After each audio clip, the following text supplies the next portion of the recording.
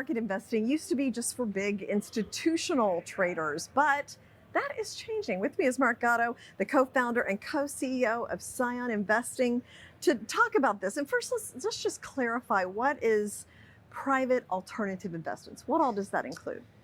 So private alternative investments are effectively investment opportunities that function outside of the public markets. So everybody is very familiar with stocks and bonds, and those are assets that trade on an exchange, are easily accessible, but come with some pitfalls in terms of volatility and other risks. Where private assets, because they function outside of that marketplace and are relatively illiquid, and that's the real opportunity here, is how can you get the best relative value from your investments. And typically what we say at CION Investments is that a good mix of public and private assets within a portfolio is the way to build a balanced portfolio. Which is what we all would love to have. Yes. So now, are these businesses, or what all investments would be in? So they run the gamut. At CION Investments, we focus on private credit and infrastructure. Everybody's familiar, I think, with private credit. They're familiar with private equity. Infrastructure is a relatively newer asset class in terms of the wealth channel and individual investors. But you also have real estate, which has been a staple investment in the alternative space for investors. And basically, you're looking at private companies in the context of credit investments, lending money to private companies. In the terms of private equity, it's investing in private companies that don't trade. And same thing in terms of the asset classes like real estate and infrastructure, where they're not typically businesses per se, but they're asset classes. So a piece of real estate, a home, a building, infrastructure, toll road, or airport terminal, et cetera, et cetera. Interesting. Yeah. So this has been a really fast growing area in the past few years. What do you attribute that to? So the private markets, private asset class is an enormous asset class, 25 trillion plus of capital is invested. It's planned, it's going to grow twofold over the next 5 to 7 years, but it's been dominated by institutional investors, pension funds, sovereign wealth funds, insurance companies. And now what we're seeing is that the individual investor and his or her financial advisor are very interested in alternatives. And as I indicated before, the reason is that we can perhaps get better returns, we can mitigate volatility, and ultimately that's where you want to be in order to build a diversified portfolio. But as we sit here today, very few individual investors are invested in alternative investments. Probably only half of the financial advisors out there use alternative investments. If you look at a general diversified portfolio within the individual investor market, you're probably looking at less than 2%, 2-3% that's allocated toward alternatives. But what we're seeing from our partners at the broker-dealers, at the wirehouses, the registered investment advisors that we do business with, is that there is a strong desire to be in alternatives. Individual investors, a strong majority of them want to be in alternatives. It's a question of how do they access that? And that's what you're seeing today through certain vehicles, is that it's accessible for an individual investor. And that's the most important driver, I think, of what we're seeing today. So as we look forward, we would expect that number to double in terms of the interest in alternatives, advisors that use alternatives, and that 2-3% allocation to grow to a low double digit over time. And that's where the real growth and the real excitement behind our business and alternative investments are. And the accessible fee structures is really what has kind of been the game changer for this, right? So how does that work? How do investors and advisors get involved in that and learn about that? So historically, alternative investments were not accessible because they were in wrappers that were private. There's very little transparency, very little to zero liquidity, and very high minimums. So an average investor could not access those types of investments. Institutions were taking advantage of all the positive benefits of alternatives because they were able to invest a lot of capital. They were able to withstand the illiquidity feature. They had professional persons on their staff that could underwrite these programs. So what the challenge was is how do you give access to an individual that can only invest $10,000, right? How can you give access to an individual that doesn't have the investment expertise that a large institution does?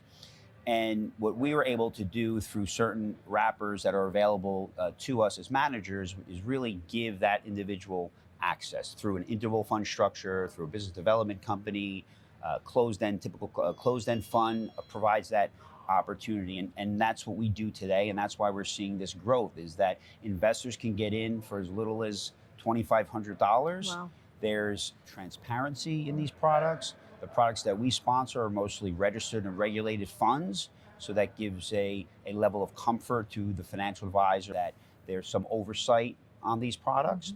And there's liquidity, right? The liquidity is limited to, in our case, in an interval fund, 5% per quarter, 20% per year. And at the same time, it provides that illiquidity premium that's for the private assets. What are the pain points for advisors? So I think historically the pain point's been the access that we talked about, and how can they actually invest in these types of products. In the interval fund, the BDC, closed-end funds, perpetual closed-end funds, they now have eliminated, to me, what was the biggest hurdle, right? But as you look at the space, I think some of the challenges rely on education, that advisors need to be educated on what these products are, how do they behave, are they appropriate for their clients?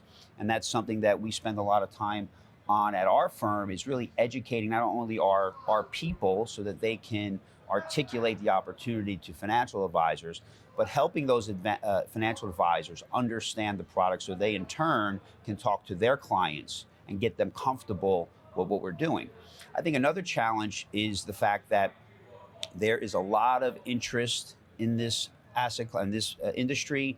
There are a lot of managers coming to market with new products, and at some level, there's this inflow of so much information, kind of overwhelming, right? For a financial advisor, how do they navigate these waters, so to speak, when they're being approached by various managers with various strategies and just different stories, if you will. So trying to narrow that field is a challenge for financial advisors.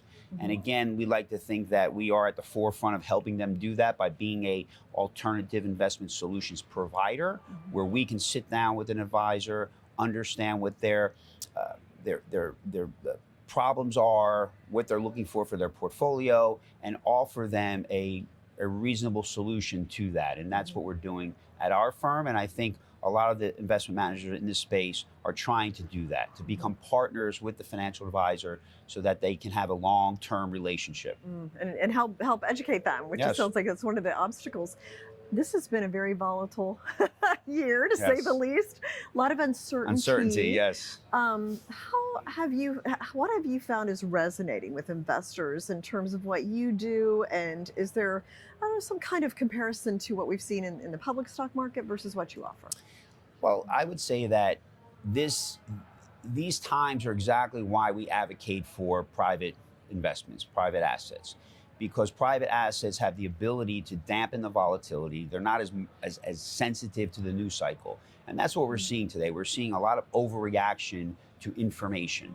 And that's not something that historically was always there, but with the advent of social media and real-time information, you see a lot of overreaction to market trends that are happening out there. With private investments, because the assets are relatively illiquid and we are managers that hold assets for the long term, we're not traders, private assets within a portfolio could be a real stalwart, right? In that it will help balance some of that volatility, mitigate some of that volatility.